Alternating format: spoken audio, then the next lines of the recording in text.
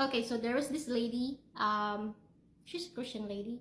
She said that before God sent her her husband, she got to know God and Christ for 18 months. So the keyword is get to know.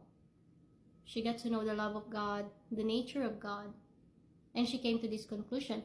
If the Father loves me this much, why would He send me a relationship of compromise? If the Father loves me this much, He provided for me since I was young. He protected me from harm.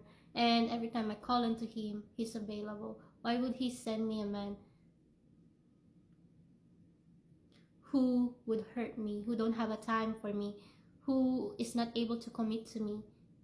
If the Father, basically you get the point. God is the standard. And the Bible talk about men, believers, to imitate Christ as Paul imitates Him. Christian men, I already talked about in general that men are able to step up if they are inspired to step up. We just need to give them the space to do that, and we as a woman, we should know how to actually inspire a man to step up for you. If you ask me, one reason why I retired is because I feel like I'm in so much of my masculine energy or essence at work that it actually affected how I interacted with people, especially men. But I want to get married, but it seems like that I'm so masculine, I'm so competitive, I'm so argumentative, I'm so contentious that no man wants to marry me. So one reason I retired is because, being gracious and kind and feminine is not something I can fake. I have to put myself in an environment where I can actually cultivate that. So if work is an environment that is causing me to be anything but the woman and the daughter of God that God called me to be, gracious and kind, forgiving, not competitive, not contentious, not competing with men, then I have to leave that environment and start working on myself with God. So that's like a brief idea of why I did what I did, And then again, I highly value my childlike faith. There's a supernatural element in living if you obey the word of God. God says He will provide if I seek Him first. God says He will provide if I prioritize Him. God says that He never put those people who trust in Him in shame. So I just put it as simple as that. And this woman that mentioned that when she gets to know the love of Christ, her standard for dating has actually been founded. Every time there was a man that will come her way that is unequally yoked with her, or even if they're a Christian but is not able to demonstrate the love of Christ and how Christ would have talked to her or treat her from the start, she don't give them a chance. She just like, nope, right away.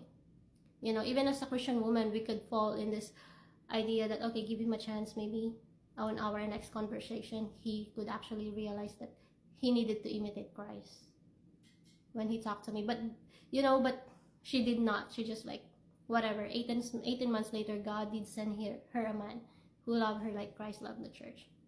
So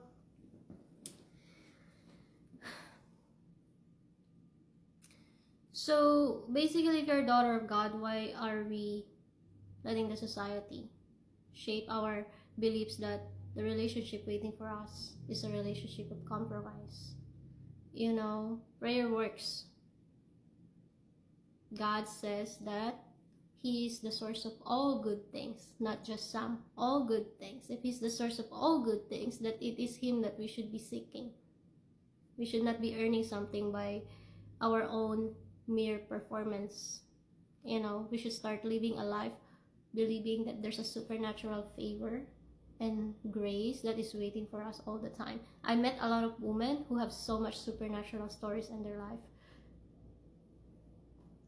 and that's more than enough. We women are so much loved by the Father, so why would we entertain anything that would hurt us, that will put us in a life of compromise, that will put us in a life or environment where our faith is not preserved. That's all what I want to share, guys. So yes, we should let men fully provide. They are capable, and if they are a true born again believer, a true man that is after the heart of God, they know it more than us, that the favor of God will flow in their life, that will capacitate them and equip them to fully provide for us and protect for us. And we just need to wait for that, and we need to just seek Christ more and more as we do so.